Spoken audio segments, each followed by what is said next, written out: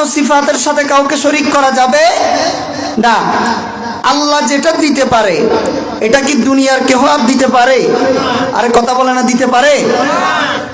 সন্তান দেওয়ার মালিককে, জোরে আওয়াজ দিয়ে বলতে হবে, সন্তান দেওয়ার মালিককে, রিজিক দেওয়ার মালিককে, ধন সম্পত্তি দেওয়ার মালিককে? নাকি কোনো বাবা, নাকি কোনো ফিরাউলিয়া?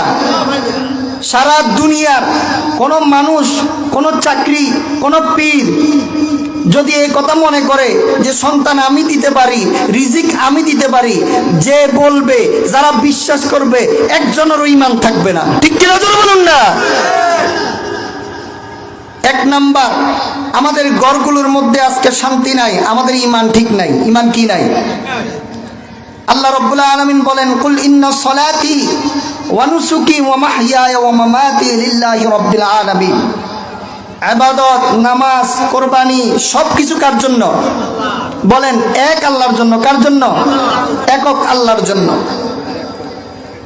ঈমান এক নাম্বার ঠিক করতে হবে। আজকে বাংলাদেশে বহু দরবার আছে, আল্লাহর কাছে সেজদা না দিয়ে বাবার দরবারে সেজদা দেয়। আছে না নাই? আল্লাহর দরবারে সেজদা না দিয়ে ফিরাউলিয়ার দরবারে সেজদা দেয়, এমন দরবার আমাদের বাংলাদেশের মধ্যে আছে না নাই? স্পষ্ট ভাষায় বলতে চাই, শাহজালাল ইয়ামানী রহমতুল্লাহি আলাইহি এই দেশে ওলিয়া উলিয়াদের মাধ্যমে ইসলাম প্রচার হয়েছে, সেটা আমরা স্বীকার করি।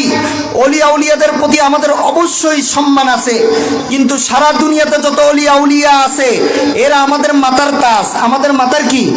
কিন্তু সেজদার মালিক আব্দুল কাদের জিলানী রহমতুল্লাহি আলাইহি, মঈনুদ্দিন চিশতি, বাহাউদ্দিন নকশবন্দি, শিহাবুদ্দিন সরওয়ার্দি, সুলতান বাইজিদ বোস্তামি, কুতুবউদ্দিন কাকি, শরীফে জমদানি, হাসান বসরি, ইমাম ফখরুদ্দিন রাজি, ইমাম মুহাম্মদ, ইমাম মালিক, ইমাম আবু ইউসুফ, ইমাম বুখারী, ইমাম মুসলিম, সারা দুনিয়ার সমস্ত ওলিয়া উলিয়া আমাদের মাথার পাগড়ি, মাথার তাজ, কিন্তু সেজদার মালিক নয়। ঠিক কিনা জোরে বলুন না।